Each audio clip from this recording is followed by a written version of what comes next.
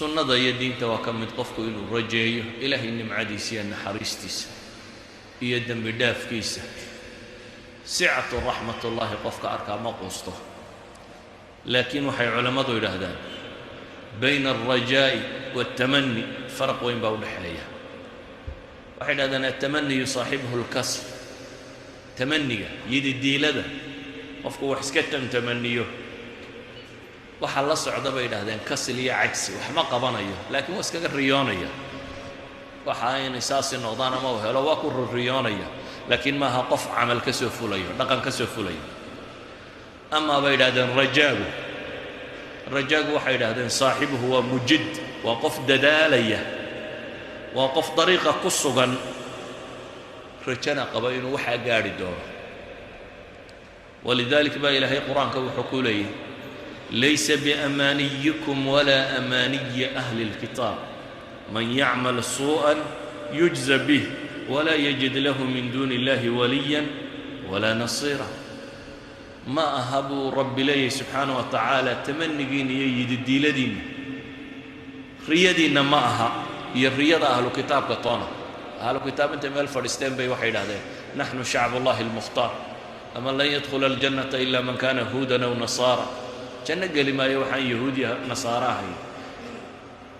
muslimkuna hadduu isna yidhaahdo bes muslim baan ahay ilaahay wuxuu leeyahay yididiilo maaha arrinku iyo riyo maaha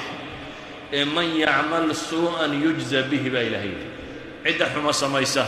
waa lagu abaalmarin ilaahay subxaana wa tacaala sokadiina heli maayo ciduu helisa ama u gargaarta walidalik ayaa alxaafid ibnu xajar alcasqalaani raxmat ullaahi calayh wuxuu leeyahy rajaaga la sheegaya qofka taqsiirku uu ku dhacay ee dee ilaahay xuquuqdiisii aan wada dhammaystirin ilaahay malaha ha wanaajiyo waa qof kasta oo muslima markaa qof kasta oo muslimi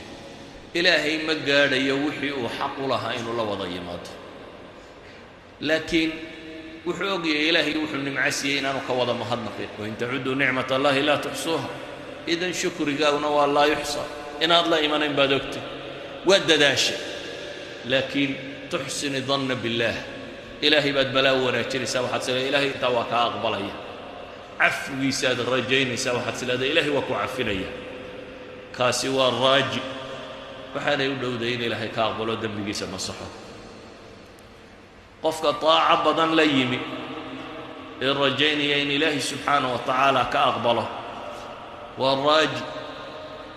amaa buu leeyahay qofka intuu macsida dabaasho murugana aanay ka haynin haddana rajo qaba kaasi waa guruur buu leeyahay wagarakum billaahi algaruur kaasi waa mid kadsoomay rajo maaha taasi ama rajaa maaha waayo rajaagu wuxuu ku xidhan yahay camalka wanaagsan ilahay wuxuu ina leeyahy laqad kaana lakum fii rasuuli illahi uswatun xasana ilaahay rasuulkiisa ku dayasho fiican baa idinku sugan yay ugu sugantay liman kaana yarju allaha walyowma alaakhir qofka rajadaa qaba ilaahay ka cabsanaya maalinta qiyaame ee wadakara allaha kaiira qofka ariiqii nebi maxamed mara calayhi salaatu wasalaam dannigu aad ilaahay u wanaajisaa wuu fiican yahay laakiin tamani maaha khawfku in ilaahay laga cabsado waa inuu khawf dhaban noqda naar inaad ka baqataa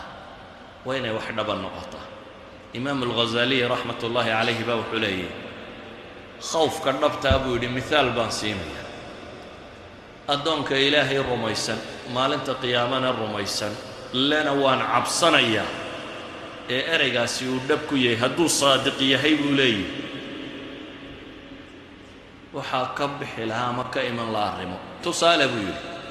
haddaad nin boqora ka cabsanayso ama qutaacu ariiq kuwa waddada gooyo jidgooyo dayday jidgooyo ku jira aad ka cabsanaysa buu leeyahy qofku wuu naxayaa oo waa baqayaa jidhku waa gariirayaa oo hurda ka iman mayso oo cunno u dhadhami mayso oo waxaasoo dhan waa kala tegaa siduu u baxsan lahaa oo xataa reer iyo ahelku wax weyn lama aha dhulka iyo deganaashihii wax weyn lama ahee meeshii dadkuba deganaa inuu ka cararo maadaama aad boqorkan isleedahay waa ku dilaya ama waa lagu xidhayaa meeshii magaalaahid ba inaad ka cararto bannaan afka saartaa bay u dhowday kayn cidlaa iyo waxsha inaad u baxdo